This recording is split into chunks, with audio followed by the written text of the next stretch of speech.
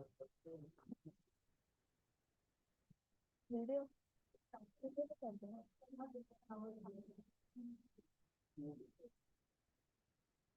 everyone.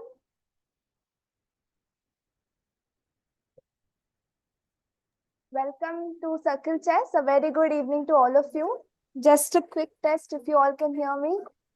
If you can just put it in the chat.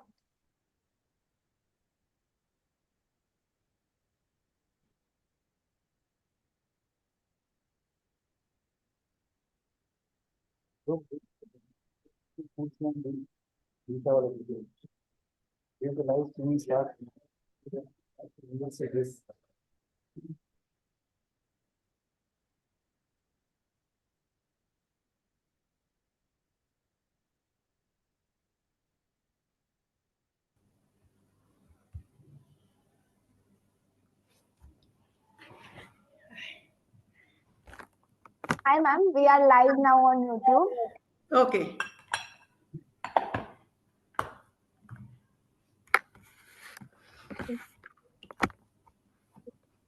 Okay.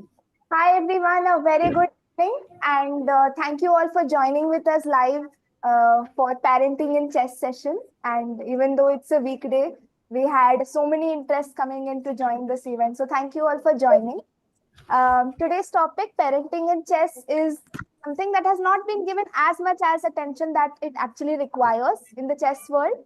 But hence we are at Circle Chess have come up with this initiative of creating this little space for all the chess parents for them to get their questions answered by our special guest panelists. One of them who's two of them that you can already see on the screen.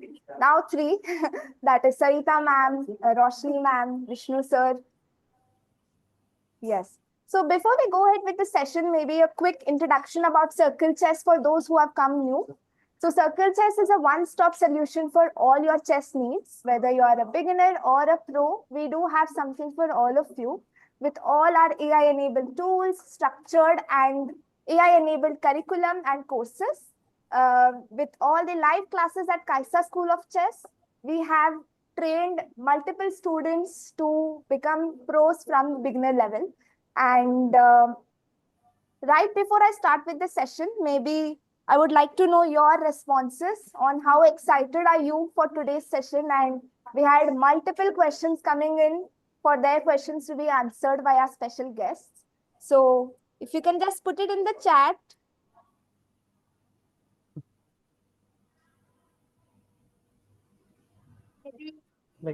Like what Hi. Paul Morphy used to do. Like Paul Morphy used to do this. Yes, AAD, it will be available. Good evening, good evening.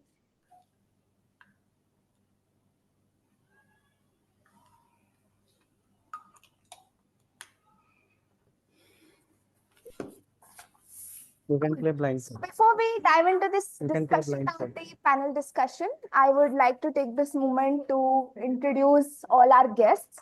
We have two of our guests right in the office. So, yes, we have Mr. Yatin Serbalia, Hey everyone. who's a senior lead at a tech software company. Hi, and, good evening. and who is also the father of FIDE Master Araf Serbalia, whom we also have in the office. If you would like to come say hi to our audience.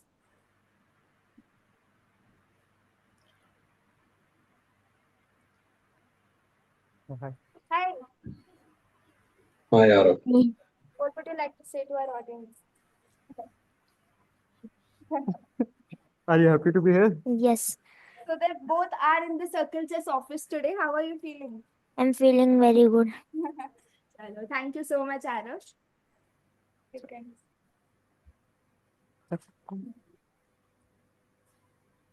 We have Mr. Kumar Gaurav, who is the founder and CEO of Circle Chess. Thank you so much, sir, and Yatin sir, for joining us today in spite of your busy schedule. Right on the screen, you can see three more special people. WIM Saritha ma'am. Hi, everyone. All just give her applause. Thank you so much, ma'am, for joining. Saritha ma'am has represented India in several Olympiads And also, she's also a coach of Indian women's team and has trained 2025 Women's World Cup team, women's team, and also the Asian Championship. Thank you so much, ma'am. We are so glad to have you here. We have Grandmaster Vishnu Prasanna, who is the Chief Chess Officer at CircleChess and who's also the former coach of World Champion Gukesh. Thank you so much, sir, for joining us today. Thank you. We have Mrs. Roshni D'Souza, who is the counseling psychologist and also hypnotherapy coach. So all of your experiences and perspectives would be so special to hear today. So thank you so much, Roshni ma'am, for joining us today. Thank you for having me here. Thank you. So I would like to hand over this to Vishnu sir. In the meantime, all of you can please put in your questions in the chat and sir will be seeing them live. So this is your opportunity to get your questions answered from our special guests today live. Thank you so much. Thank you, Tina, for the introduction. And also, I think we have a very special session at CircleChess today. And, CircleChess continues to bring to the forefront more needed things. I think we have all had these discussions about these topics and, parents are individually solving it, right? So we have taken this initiative to educate each other. CircleChess also gets educated by conversing with parents, and we are trying to share our experiences to, make the parents' life easier as well. So I think this is a great program. First of all, I would like to start with that. And good evening to all the guests and of the program, and I'm looking forward to the chat with you. So let me start with a question to the panelists. We have all had this question, right? So chess has its heroes and to look forward to, but a parent always has a question, right? Should chess be their child's profession or a tool to develop skills, right? So chess has other benefits as well, right? So other benefits more than being it's a great mind game, and we all know of that. And FIDE as well as we try to popularize those things. So from a parent point of view, should chess be a profession or should be used for social good? So I would like you have to take it up and answer. Mr. Yatin, maybe you can start going on your views.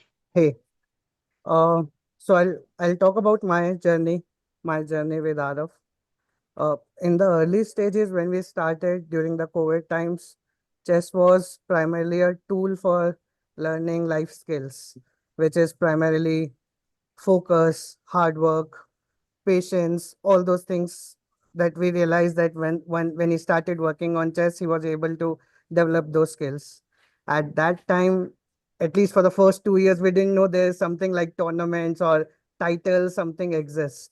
Okay, it's more about having fun time, having family time, and that's what we were focusing on. Me, in my life journey, I realized that life is a challenge at every moment. I, coming from an IT background, understand that at various stages in our life, we have to do a lot of hard work, whether you want to become a doctor or an engineer, entrance exams. So what we realize is chess is teaching us something, the hard work, the patience. If he's developing those skills here, probably he can repeat the same skills anywhere else and can succeed. So that was the primary focus for us. So as the time passed and we realized that he has a genuine interest and joy with chess and there were some positive results, we started having some small realistic goals. So the goal is not to achieve a certain rating or something. The goal is to be better, to play better tournaments. That's what we were focusing on. And like from time to time, I have been constantly checking whether he's putting a genuine effort or not. I give him option from time to time. Do you want to leave chess or follow a normal routine like other students, other kids? But when he says no, then I realized that that is something that is coming from him, and he loves working on chess. And once I have that confidence, I realize that probably he can have that as a career as well. And throughout his life, if he's doing something which he loves the most, I will be the proud parent and I'll be supportive of that. So money and those things doesn't matter to me a lot. It's more about if he's enjoying and he's doing what he likes. So if that is the indication that someone gets from the kid, sure, be supportive and help out your kid with the chess career as well. Great, great. So anybody else would like to take on? That's a very interesting perspective, actually. So starting off as to develop some skills, and some probably the child is pushing you to motivating himself to get into a professional level. Anyone else in the panel, please? Yeah, so just to add on, I mean, whatever Yatin sir said is absolutely, up to the mark. And parents, right now, children are just developing skills. And, what is what they want to do as a profession today may change tomorrow. So it is not a constant unless, you see them at a longer, for a longer period of time. So first, they should enjoy whatever they're doing based on enjoyment, based on their eagerness to learn. So y'all need to pay more attention to how eager they are, how excited they are to attend the class. What are the learnings, decision-making skills. So, there's resilience, decision-making. There is like, your brain is working, it's occupied, your mind is occupied. So parents, y'all, it's not just for a profession or to build a career, but it is anyways going to help in the longer run, chess as a sport. And then of course, when they start developing interest and when they start practicing more, they play more, automatically you will see their alignment in the same path. Like they want to start participating in competitions, they want to achieve, they want to perform and show where they stand. And also, once you see that, then you can start asking them whether they want to make it their profession. And then based on that, of course, there are tools, there are people, chess circle is also there. So everyone is there to help them achieve their goals. So that would be later. First, look at their interest and what they, how happy they are while playing the game. That's great. So yeah, I would like to add a couple of points to what Yatin and Roshni ma'am said, right? So I think, so by the way, I'm also a chess parent of 2 kids. So I have gone through this question over a few years myself. And I think the answer lies in the child. Okay, we as parent try to find this answer somewhere outside, somewhere in the ecosystem. The honest answer is the answer lies in your child. And I judge it based on 3 parameters. One, which is the interest of the child. We should first see whether the child is interested in playing chess or not. And you get that answer by, does he enjoy playing chess tournament? Does he enjoy playing chess online? When he gets a phone or a computer, what is the first thing that he does? That shows that the child has interest in chess. The second thing that we should see is he making more progress than all his peers and kids who they have started with?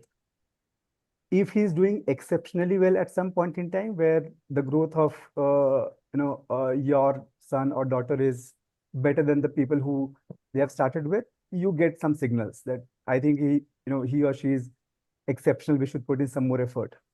The third question that we should ask is, does he have commitment towards chess, right? In a lot of cases, I have seen that many kids keep playing tournaments one after the other, right? So, this weekend we play tournament and the next weekend we're all set for playing next tournament. We should ask questions that what is that he does between the tournaments, right? So does he find time to work on chess every day for a couple of hours? That shows commitment. So I think the answer to interest, answer to progress, answer to commitment should actually tell you whether to continue it as a hobby, as a tool, or as a professional. Yeah. So those are, no, I think everybody has given very clear points. And to summarize the question, I would say like the biggest indicator is like intrinsic effort from the child himself. I would say, I mean, those are the things that you guys are looking for. And I would also agree with you, and Gaurav added another point, like, so in that, when you see those results somewhere, you have to put in that extra effort, right? So, I mean, you have to fuel that fire, I guess. When you see that slight edge, when the kid shows their intrinsic interest and so on. Yeah. I think that would, the chat has some similar questions, I would say. And and I think this question very clearly answers that. So how can we judge whether my daughter can be trained for chess as a profession or not? That was a question from the chat as well. So I think the intrinsic effort from the child and how much they're able to put a distance between them and their peers, I think that shows some amount of natural talent and personal interest as well. Yeah. So let me go on to the next. Sorry, Yeah, just please. to add one more point. Even if they are interested and they don't play well, okay, don't stop encouraging them. So that is something that every parent should say. Sometimes what parents say is like, I'm wasting money. So yes, if your child is actually interested, encourage them and let them play and practice, and they're showing that initiative. Even if they are losing or not doing well, be patient with them. Don't demotivate them. Yeah. So that's a great. So intrinsic effort is the number one metric that the parents can use. Yeah. Absolutely. So the second question that I would like all the panelists is to how to balance the emotions, especially when you have academics as an integral part in this age, right? So I mean, I always think about this also as a coach. Probably the teenagers of this generation are going through much more effort than the previous and the previous before that, and they do multitasking and they do a lot of things, and they're expected to excel in a lot of things. So how can they balance these emotions and academics and so number of things like that.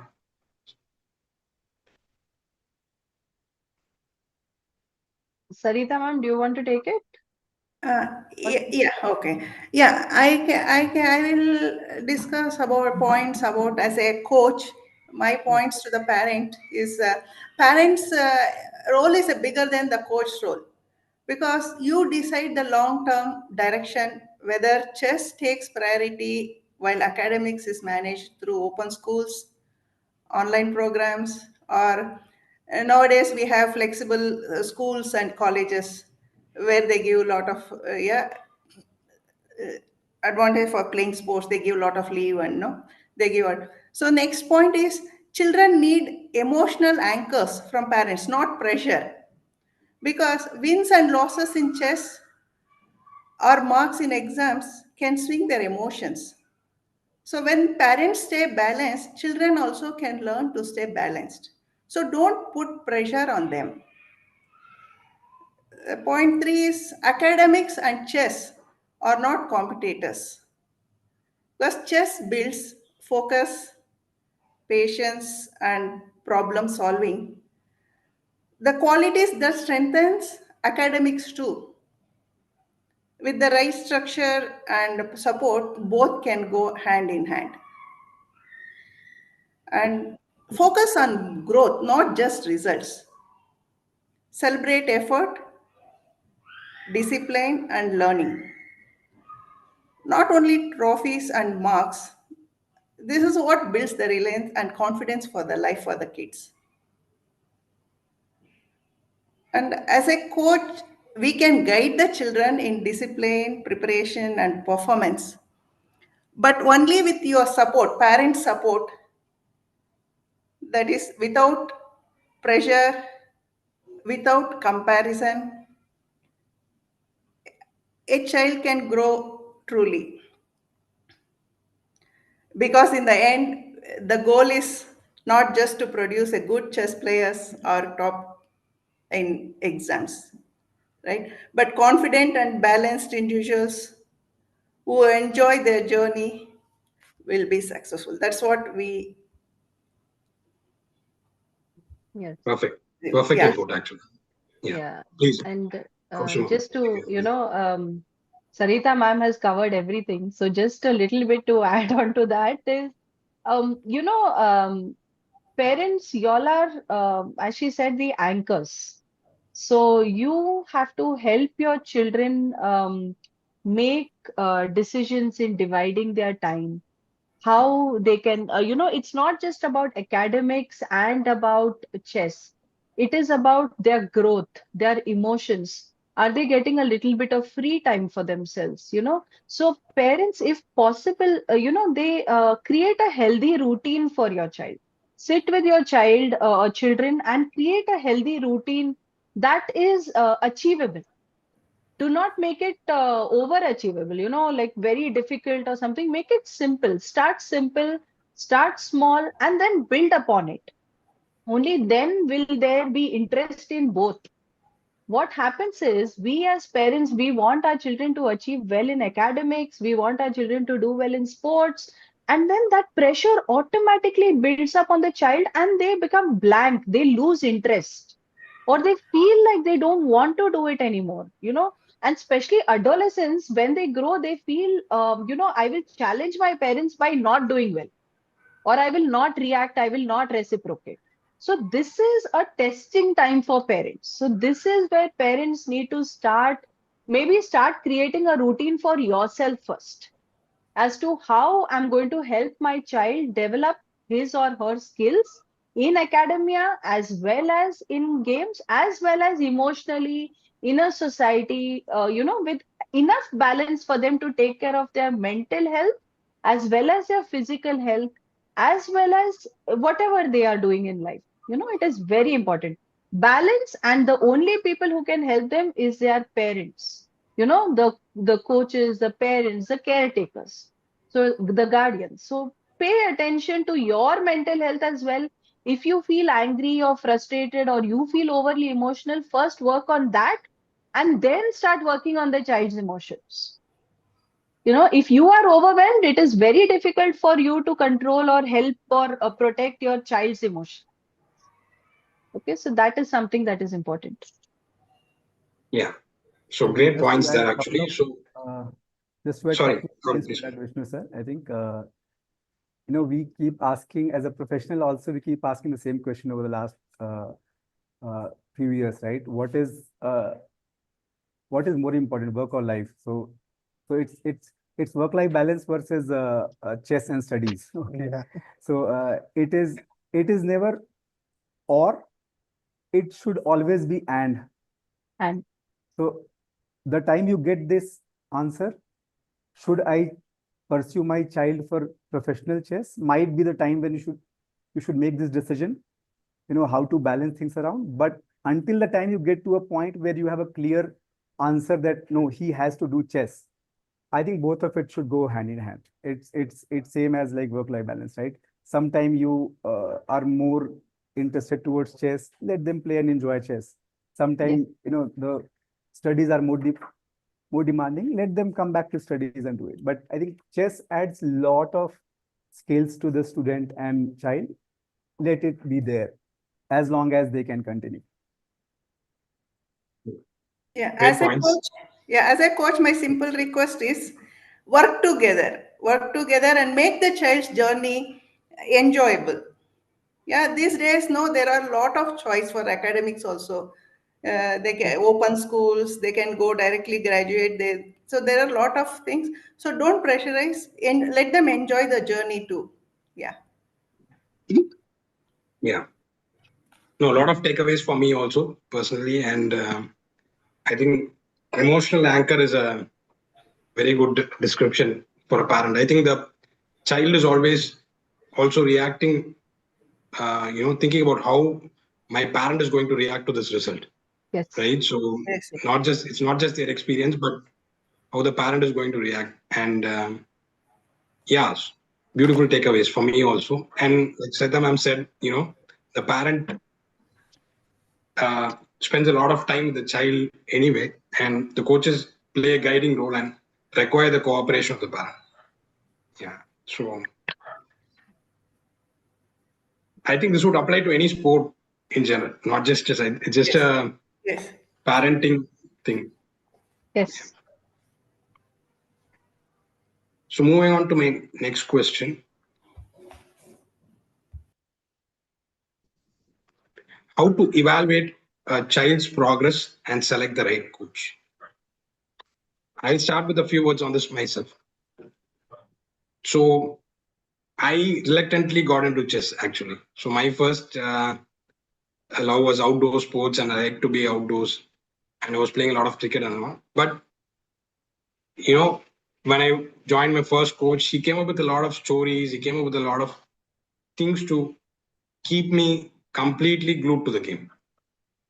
And somehow that shifted my love from cricket or being outdoors completely to think about this game all the time, obsess about this game.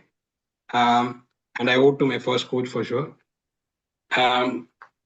I think, so anybody there's a lot of beauty in this game. Somebody who enjoys the game can share that beauty with the coach also, right? So as when the student is having fun, right? So that is the first one. So my first coach was not trying to make me into a professional or anything of that sort. He just wanted me to have fun with chess.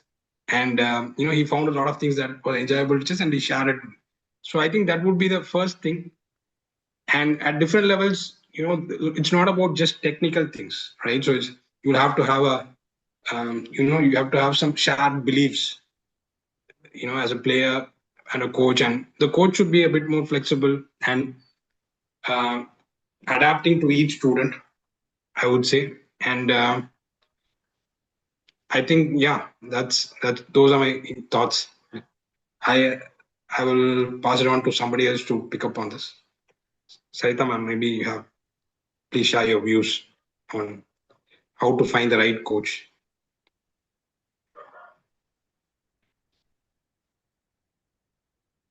Ma'am, you're on mute. Ma'am, you're on mute.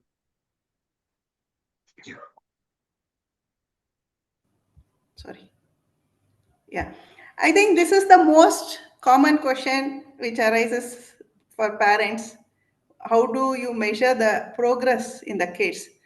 I think the answer is in measuring the progress systematically, not just by wins and losses, but by the quality of the play across different areas of the game.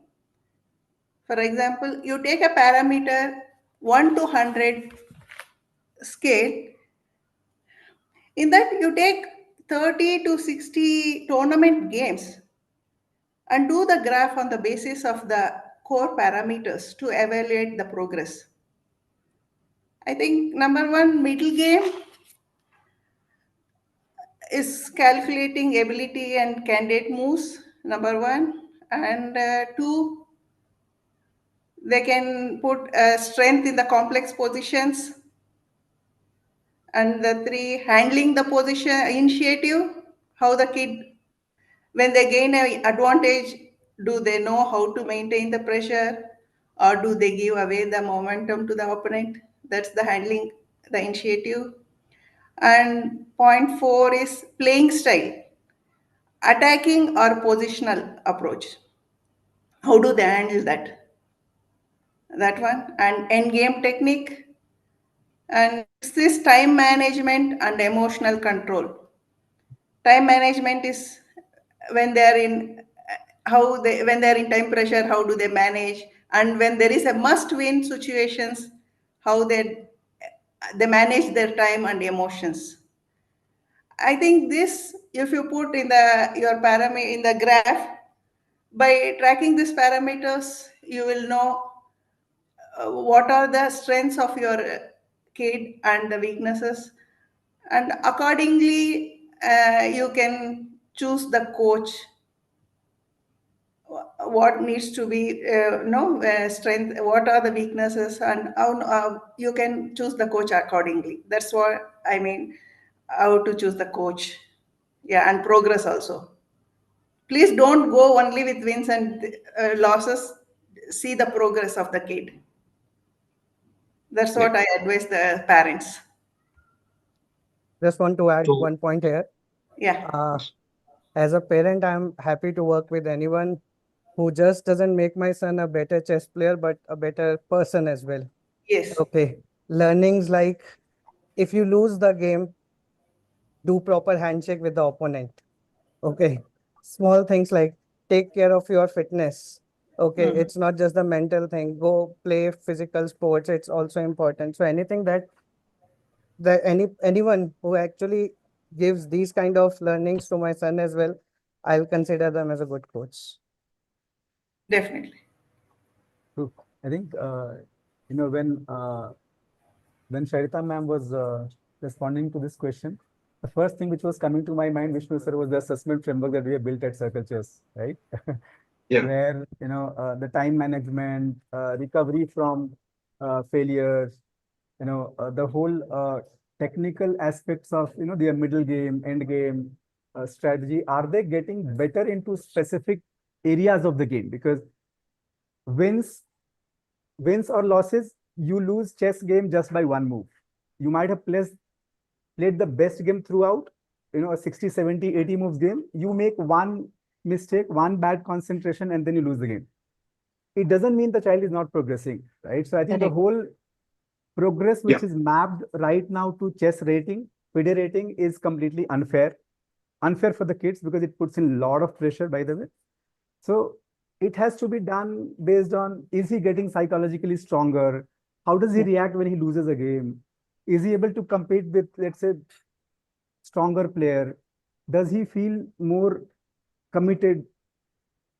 Has he started spending more time on chess? Those are the signs that tells that the child is progressing. In terms of yeah, how to choose the best coach, I think my few liner answer will be the coach for beginner is very different than the coach for Yes. somebody in the middle of this journey who is around 15, 1600 level versus somebody who is 2200 level.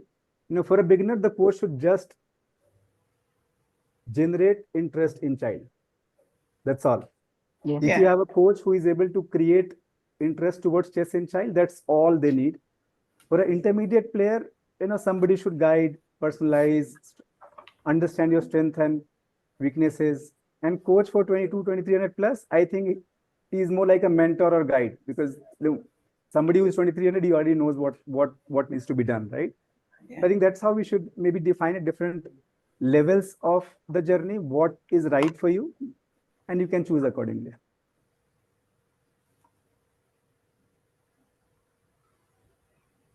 so, yeah. Yeah. No, it's always finding the careers are saved and lost, I think, by finding the right coach, and sometimes lost too, but also sometimes careers are created. I think See, please, yeah, there Srinath. is no harm in a parent talking to a coach and giving their feedback. If a parent feels, sometimes what happens is a coach has a different style of teaching and a parent wants a different style for their child. So there has to be a rhythm. Otherwise, what happens is if the parents are unhappy or if the coach is unhappy, the child is confused in between. So again, over here, there has to be a rhythm between the parent and the coach. They have to be on a similar page. I won't say same page, a similar page where they both understand and they can. As I said, once a child has interest, you know, automatically they have the eagerness to learn, and the coach has to put in that much effort into training the child, teaching the child, and then the parent has to put that much effort in encouraging the child. So it's a very balanced thing. Anything that is tilted, the whole thing falls, and the person suffering is the child, not the parent, nor the coach. Definitely. Yeah. The Definitely. kids are faster sometimes, more often than not. So moving on to my next question.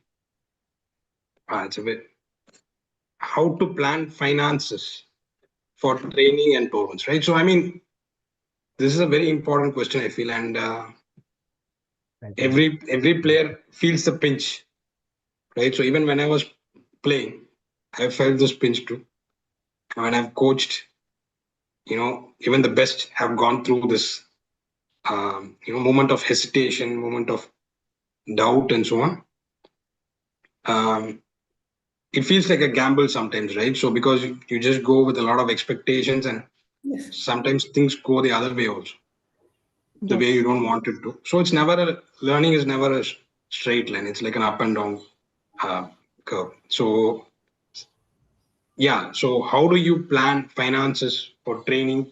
A certain long-term view um, is required for this, for sure, right? So it's not like you can. It's not like an investment at a return immediately. So yeah, please share your thoughts. Mr. Yatin, maybe you can start with a few thoughts of yours. Yeah, again, from our experience, one of the very early advices we got from some coaches was to plan at least one good classical tournament every month. Okay, that means at least 10 to 12 classical tournaments in a year. And that time we were playing in India, we were looking for some good tournaments, especially in the south of India, where we can drive and we can just save some cost. And because when you are initial like 1, 2 years, 3 years, any tournament in India with good facilities is a good tournament for you. You don't have to be very selective that okay, I'll play here and there. Anything that you can easily go, you can play, facilities are good for the kids. I think there's no harm in playing. You should go and play that thing. When we started going abroad, and that was at the later stages when he reached around 2000, that was another planning thing that I have to do. I have to plan 3 months in advance. Okay. The same rule applies, still applies. I'm planning 12 to 13 good tournaments, but I'm clubbing those 3 tournaments in one trip to save some cost. Okay. Planning in advance to get lower flights. Uh, small things that we realize from our mistakes in the first trip. Go for Airbnb instead of hotels. We were walking instead of taking cabs. Like I remember in one of the trips, each one of us traveled, like walked around 100 kilometers. Okay, to the venue, coming back, saving costs wherever we can save the cost. That was the idea, and this was as per tournament. This is how you can plan. I tried combining 5 tournaments in one trip, but then I realized that it takes a toll on the physical health, emotional well-being of the kid, being away from home, being away from mother, and all those things also comes into picture. That's why I reduced it to 3 tournaments. Coming to the training part, when the year starts, I generally keep a budget aside that this is the budget that I have to spend on the training part. Okay. And then I try to calculate the number of classes per week, per month, how we can do those things. So that's how I maintain an Excel sheet of my own, having some kind of idea what will my budget look like, what are the requirements of the child at different stages, different rating scales, different requirements are there. So definitely the budget will increase once you see a growth. And that's how I'm generally planning. I've not yet reached the stage where I can look for sponsorships, but yeah, look from my own like saving salary. I'm trying to set aside a budget for his chess career. Yeah, so a lot of planning is required, I guess, um, for sure. I want to go back to the last question. Uh, um, from the chat, friend of mine, and one of India's prominent players, Saravanan, is in the chat, and his question is: should a parent come in between the child and coach at all? So I think, as Roshni, that I think it goes back to the conversation where we were discussing, the coach, the coach is teaching in a certain way, and the parent is expecting it in a different way. So there should be Yes. a rhythm of sorts. Yes. So I think the question comes from that: should a parent come in between the coach at all? Um, So this is, yeah. So let me tell you a small story, and yeah, I don't know if this is true for all levels, but for me personally, I think, Ukesh's dad also did not interfere with me at all in training, but also those are one of the rare cases, right? So this is an interesting debate actually. So there is no clear answer to it, and yeah, like your thoughts on it actually. I would like to say that frankly, it is advisable not to teach the teacher. So basically, a coach is someone who knows the game, who knows what needs to be taught. The parent is an emotional anchor. Unless a parent is personally coaching the child, that is a different story altogether, you know. But if I go and tell a coach, you are not teaching well, you don't know how to teach, then there is no point in me taking that person as a coach. Yeah. As I said, the balance is about the coach teaching the how to play, teaching the child resilience, teaching the child tactics, teaching the child, giving a wholesome, education or training to the child. The parent is an emotional anchor. The parent is someone who is going to help the child as a reminder. Okay, you have to go for your training. Are you prepared? How are you feeling? Is there anything that you need from my end? So this is something, it's not about the parent teaching the coach or the parent interfering between the coach and the child. It is a parent who has to ask the child, is there, as a parent, what is it that you need from my end other than what I'm giving you anyways? Obviously, if the child says, go and fight with my coach, or my coach is not teaching properly or something, then again, that's not a balance. That is Yeah. not the equation. And that again, the child is in between, right? So, as you said, Bukesh's father did not interfere in your teaching this thing. And that's the right way to go about. How the coach and the child have an equation, it's completely different. The parent and the child, their equation is completely different. So if the parent goes to tell the coach how to teach, then there's no point in this whole exercise. Yeah, I'm not sure. So I just gave it as an example actually. I'm not sure if that was the right way also. Again, see, everyone has their own opinions, but psychologically also, when we think about it, we can change ourselves. We can change our decisions. We cannot change someone else. We cannot change someone else's teaching point, the way they train or they teach. We can discuss it, but in the end, it is what it's a rhythm. It has to match with all the three, especially the coach and the child should be comfortable with each other to take the whole, training forward. Yeah, I think I'll just add few points to this, right? So I think as a parent, my perspective is it all starts with expectations, right? And having no knowledge about chess and not coming from chess coaching background, most of the parents come across, other parents, and then their child are learning from some other coaches. They are making progress. So we start making judgments and references based on what has happened to other kids versus other coaches, and my coach is not doing this, right? And then they acquire half-baked information that, okay, somebody is teaching better opening, somebody is teaching, focusing on endgame, his child is improving. I think child improvement it's not entirely on how the coach is like running the classes, I guess. It has to do a lot more with what is the support system he's getting at home, right? So, Correct. like ma'am said, parent are the support system and emotional backer for the child, which is one of the most important thing in child growth journey. Let coaches do their job because they know what is best for the child. We have to just keep on supporting the child so that he finds chess more interesting. Maybe keep sharing about the chess news, what is happening at the chess level, top level, what is happening with Gukesh, Carlson. So the more they are exposed to chess, because that is something that we can do as a parent. We can keep talking about chess. We can keep showing them, around the news. That gets them interested towards it.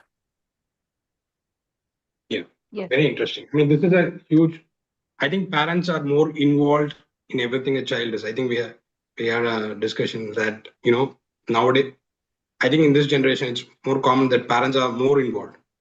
Yes. So it's coming from a place of just interest also, and some small place of fear or concern, or just there's some uncertainty, I think, for the parent. I mean, with that That said, sorry to cut you, sir. With that said, I think knowing which coach is better or like good or not good, you can do a ref check and find out like Correct. who has done better. It doesn't mean that all the coaches in the world are same. So do your background check. But I think once you have done the background check, have that trust in them actually. Yeah. That's Yeah. true. Yeah. Trust is very important. Yes. Yeah. And these days, I think parents set the goal for the kid, and that puts pressure on the kids. That should not be done. They See, should trust the, yeah, trust I have, the coach yes. and their child, and the kid should grow on its, and on its own. Don't put too much pressure and to Correct. Yeah. achieve their goals. So I have had parents coming and telling me that I didn't get any of this, so I want my child to do whatever I did not achieve. So that itself is a problem statement Yes. right there. That's beyond the coach's scope. Exactly. That statement itself, parents should first of all remove and then start. Okay, what my child wants, how is my child interested? Is there a rhythm? And then go ahead. Yeah. Let's go back to the question we were discussing. How to plan finances for training, tournaments, etc. It's a very interesting. I mean, you will have. So I would advise generally, my students to pick your budget first, and then plan your whole strategy for improvement around that. Right. So we all have limitations in budget, and we are trying to find. There's something for everybody, actually. I mean, to me, I want that spirit from the kid.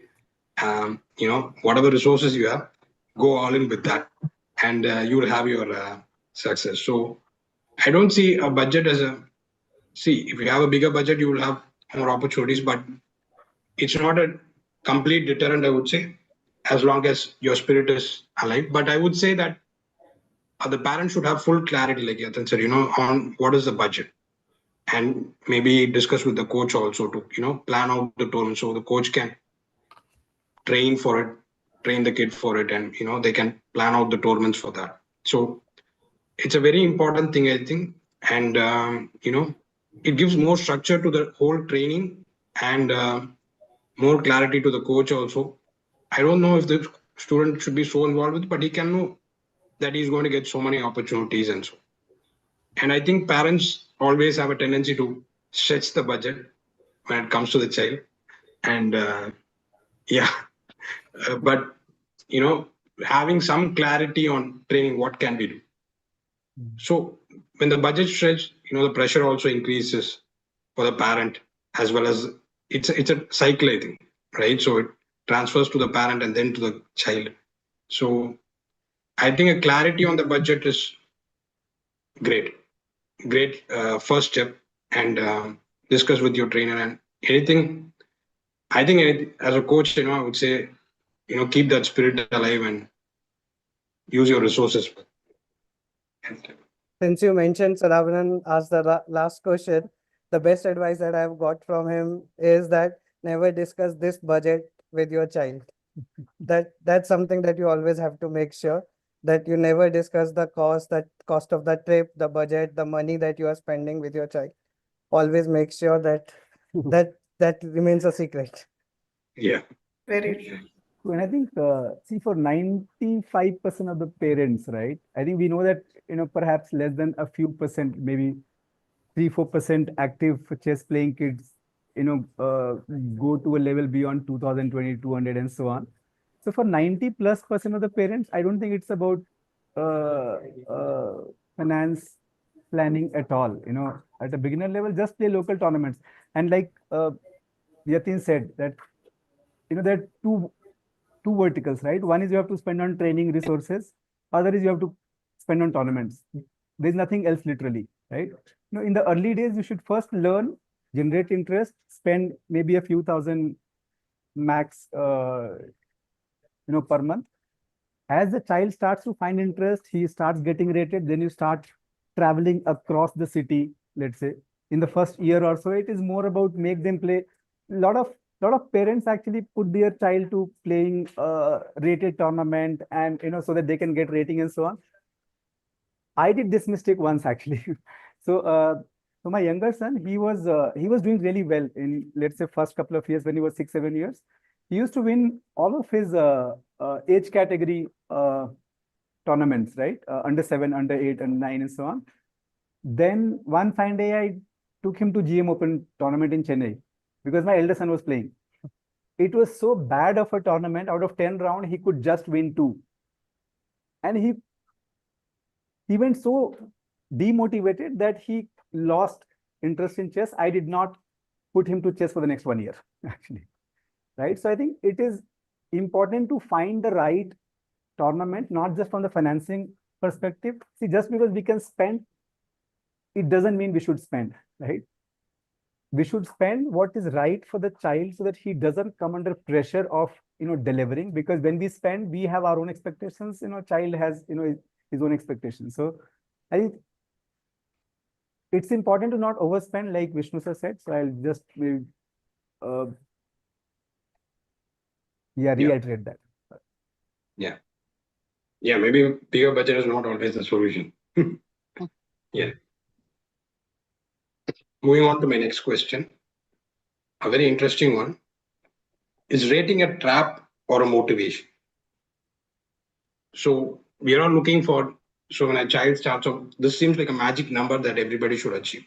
And once you get the number, you have another number to chase, right? So for every child. So is this a trap or a motivation for every child out there, right? So I mean, yeah, very important, I think. Mr. Yatin, you can probably start off this conversation. Yeah. We'll take it up. Yeah. So the point is, what is the goal? Okay. At least for me, chasing something without any specific goal in mind doesn't make sense. Okay. It's just running in circles and round, and you're not getting somewhere. So having a goal in mind is important. It's important to choose the right goal. So if you choose rating as a goal, then it won't help you. But if you choose chess strength as a goal, improving yourself, your improvement, a better version of you as a chess player, I guess those are the right goals that both parents and kids can have in their mind. Rating is something that will go up and down. Okay, but if you are happy that I'm putting efforts each day and I'm playing better than a day before, I'm playing better than what I used to play a month before or a year before, I guess that's a win. That's a clear indicator of growth as well. In Three Idiots movie, most of you have watched, like कामयाबी के पीछे ना भागो, काबिल हो. That's the right thing here as well. Rating के पीछे नहीं, it's more about the growth. Rating will come eventually. If you are growing, if you are being a strong player, rating will come sooner or later. But I feel that is a more important goal, not the rating.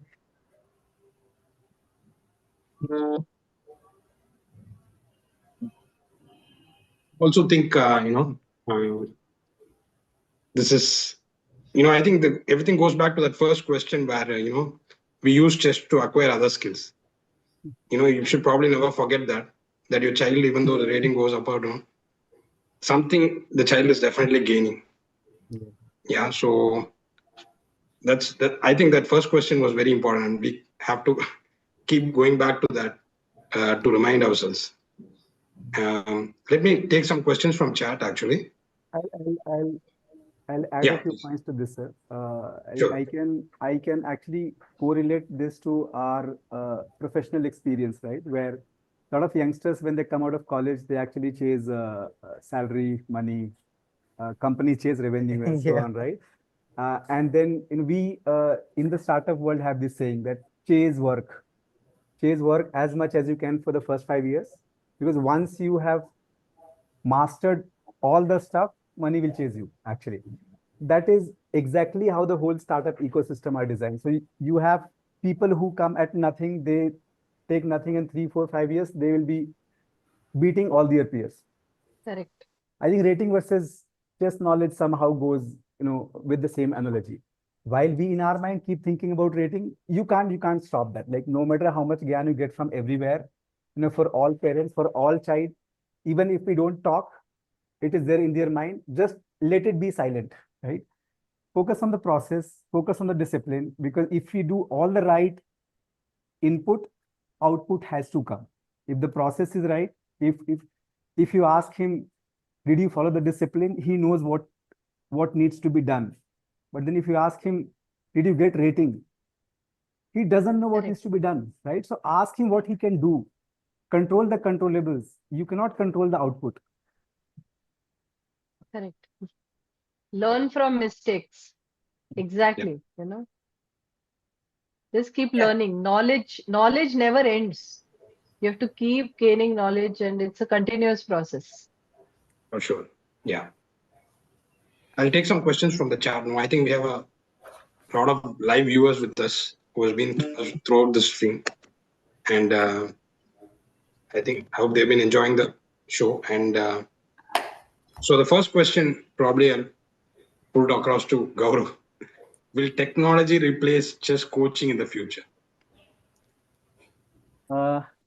I think if you ask me this question, you know the answer already, right? So we are a we are a chess tech company, and like having seen technology for last 20 years so deeply, I strongly believe that technology can replace beyond a certain level, right? Where let's say somebody becomes rated, actually, right? Uh, Before that level, because most of the kids these days start doing chess at the age of 5 years, 6 years, 7 years. Putting them to the technology way too early may not be the best thing to do. So I think at an early age, they should be exposed to people, they should be exposed to emotions, they should be exposed to peers, right? That it will always be difficult to replace, over time. We can make it more gamified. We can make it, like how some of these computer games these days are, like kids are so much hooked up to it. We also have this vision of making something in chess which can be as interesting and addictive in a good sense as, let's say, things like Instagram, Meta, and other things are for kids, actually. So we do feel that that should be possible, but it is actually far, far, far away from now. But once they know the basics, once they understand what they need to do, tech can completely replace chess learning. That is what we are going to do in the next few years. Plus the 24 hours availability. Yes, I think Anytime you want to you learn. yeah, that's what we say. We have an AI chess coach which is there with you 24/7, versus having a coach who is accessible twice, thrice a day, not because he is not there, but because of finances, timing, logistics, and so on. So Yeah. tech is the way. Thank you. Yeah. So I'll pose the next question to Saritha. Is age 8 too late to start chess training as a beginner? There's a question from the chat. You're on mute, ma'am. Yeah. This is a very tricky question. Yeah, these days, no parents see the kid has achieved 3.5-year-old rating. All this, they want to start at age 4 itself. Yeah, and it depends on the kid at the early age. 8 is not too late. I cannot say that is too late. I learned myself chess at the age of 10. Right, it's not too late. It depends on the kid. Some kids want to learn at 4, some kids 5. I've seen a lot of kids same age, but they have different levels of learning. So according to the kids, we have to go, and it is not too late. I know parents these days wants to start at the age of 3, 4 only, but the kid has to mature. Yeah, some kids are there, special kids who can do very well at very young age, but everyone cannot expect that. Yeah, I it think is an not. 8-year-old can also pick up things much more quickly and Yeah. catch up with the 5-year-old, I guess, right? Sooner or later. Yeah. I also don't think it's too late. Yeah. So Yeah, I started at 12 and Mukesh became a GM at 12. 12, And, yes. these kids are becoming GMs at 12 and I started at 12. So it's still fine. Your child will be fine, I think. Yeah. So the next question is something we already discussed. My son is afraid of losing ELO or rating. So he doesn't want to compete in tournaments actually. So he wants to play against bots or he wants to play online, I guess. So there's already a fear of losing the rating and avoiding these challenges. Roshni, ma'am, can you add something to this from your psychological point of view? Now here it depends. Do you want the child to participate in competitions? One is to encourage the child and tell them the positives. It's not important, as we said, we already spoke about ratings. Ratings are just, it's a plus point to our knowledge. But, even if the child loses ratings, it's a learning. And ratings can then be gained, isn't it? So the point is, if the child does not know where he or she stands and does not have that human competition, the learning is limited. It is, of course, limited only to bots. So this has to be told to the child that rating is not everything. You know, your learning is what is important, and based on that learning, you can then work on your rating and increase it, as time passes. But there's no point in being stagnant with the same rating. You'll be there only. What is the next step after that? Definitely. So this has been picked up somewhere, don't you think? Whereas this fear, something in the environment has affected this kid with this See, fear. How do you think it happens? what happens is, it is inculcated in such a way that, oh, if you don't have this rating, you are not worth it. If you don't have this rating, you are a loser. You are not competent enough. Why couldn't you get a rating better than that person? That person has much better rating than you. Look at you. If you get lower rating, then maybe you are not capable, or you've lost your charm, you've lost your touch. It is a shame that you lost this match or you got a lower rating. So these words, this internal feeling, this is something that it could be even internally developed. It's not necessary that someone has told you this. Yeah, exactly. It could I agree. also be self created. So this is where parents play a very, very important role. So the So parents, keep redirecting to the learnings. Keep talking correct, about the things that they've learned rather than correct, focusing on the rating. correct. And Yeah. parents, coaches, they play a very important role in changing this thought process. That it's okay if you lose and your rating falls, it's not a big deal. Your learning is the most important thing.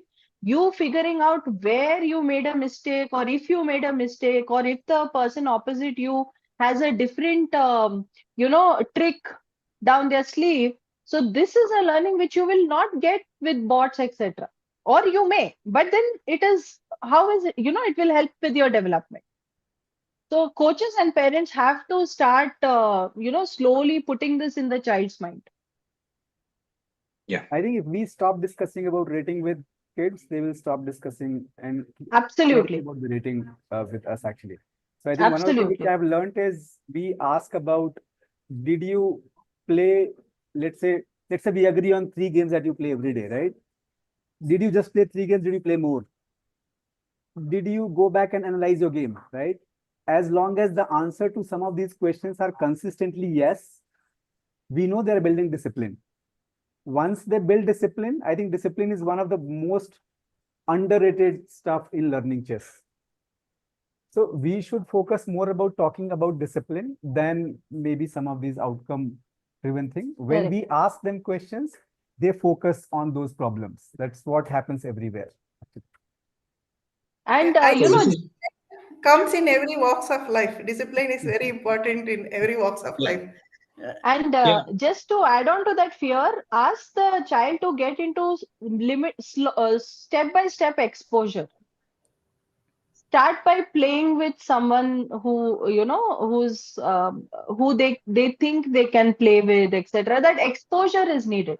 So step by step, progressive exposure is what will help break this fear also. Yeah, I think this solving this, for the parent will also extend beyond chess, right? So this is a learning for the child beyond chess.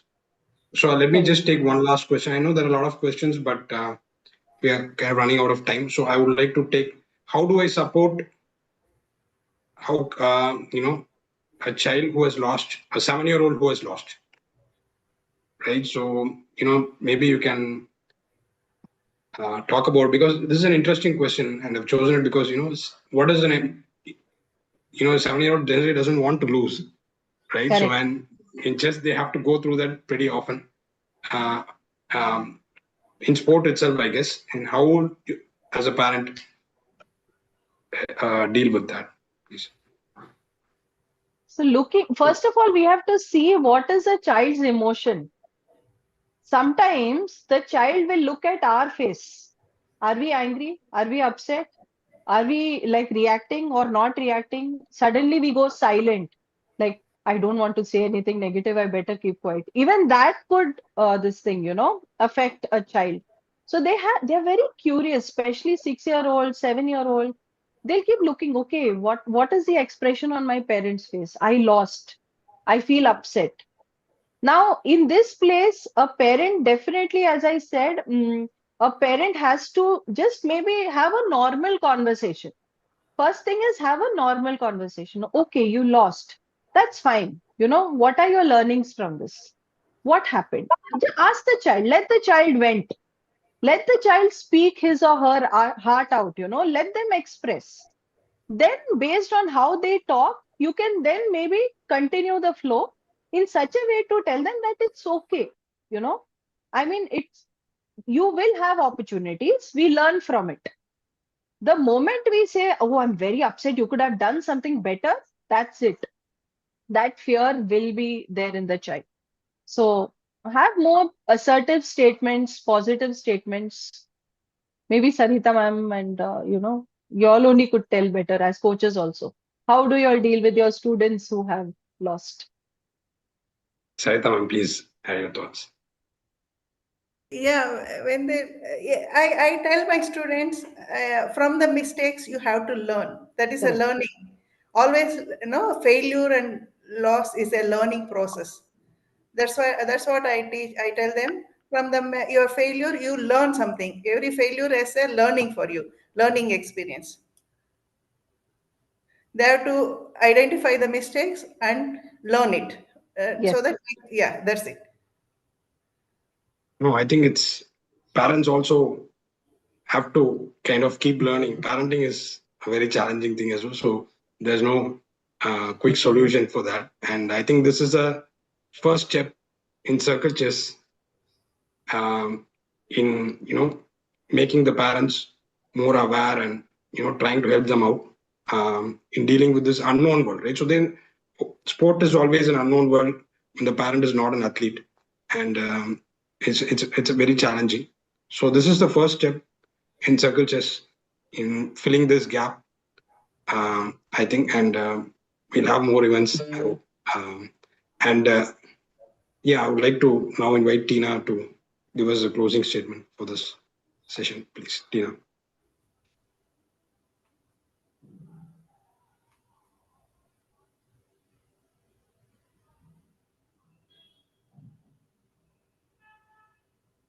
Hi all.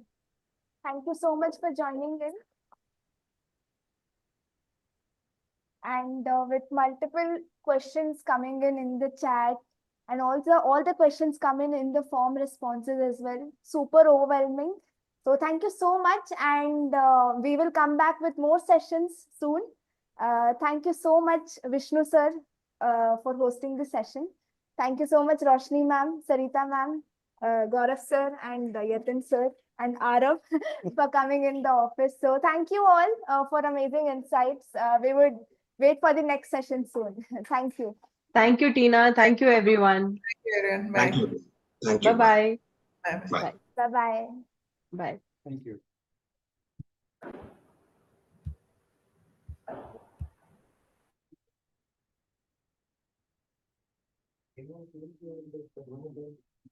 Thank you, ma'am.